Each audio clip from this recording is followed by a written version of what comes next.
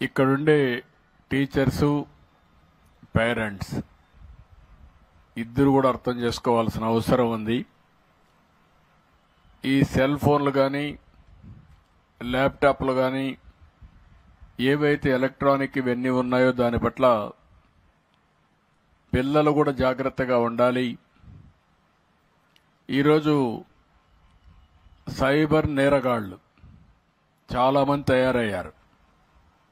తయారైన తర్వాత మనం చూస్తే చాలా ఒకటి రెండు కాదు, ఏదో ఫ్రెండ్షిప్ చేసినట్టు చేయడం, మాయమాటలు చెప్పడం, మభ్య పెట్టడం, వాళ్ళ జీవితాలతో ఆడుకునే పరిస్థితికి వచ్చారు. స్నేహం అనే పేరు పెట్టి అక్కడి నుంచి వాళ్ళ జీవితాన్ని నాశనం చేసి అదే మరిగా అశ్లీలమైనటువంటి ఫోటోలు కూడా తీసి బ్లాక్మెయిల్ కూడా చేసే పరిస్థితికి వస్తున్నారు.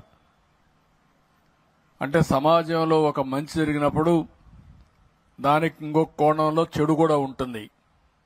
ఒక పక్క టెక్నాలజీ అవసరం, నిన్న కూడా నేను మాట్లాడాను, అది మన జీవితాలకి పెద్ద ఎత్తున మనం ఏదైతే అనుకుంటామో అది సాధించడానికి ఉపయోగపడుతుంది. అదే సమయంలో ఇలాంటి టెక్నాలజీ ఉపయోగించుకొని అవసరమైతే మన పేరుతో ఉండే మన డబ్బులు కూడా మన బ్యాంకులో దోచేసుకునే పరిస్థితులు కూడా వస్తున్నారు. ఒక్క నేరం కాదు, ఒక పక్క మోసం కూడా చేసి ఇంట్లో మనల్ని మిస్లీడ్ చేసే పరిస్థితి కూడా వస్తారు. ఇప్పుడు పాప చెప్పింది, కొన్ని విషయాలు చెప్పింది ఆ టీచర్ విద్యార్థి అయితే, ఇలాంటి నేరగాళ్లు చాలా మంది ఉన్నారు. అందుకే సైబర్ నేరగాళ్ల పట్ల మనం జాగ్రత్తగా ఉండాలంటే మనం ఏ విధంగా పనిచేయాలో మీరందరూ అర్థం చేసుకోవాల్సిన అవసరం ఉంది. ఎప్పుడు కూడా ఒక మంచి గాని ఒక చెడు గాని రెండు కూడా మీరు చూస్తే 24 గంటలు ఫోన్ చూడడం కూడా ఒక వ్యసనం. ఓసారి యూట్యూబ్లోకి వెళ్ళిపోతే కొన్ని పోర్న్ ఫిల్మ్స్ కానీ ఇలాంటివి కానీ వెళ్ళిపోతే ఇంకా రాత్రి అంతా కూడా బయట మన రారు, ఆ ఫోన్ చూసుకుంటూ ఉండిపోతారు.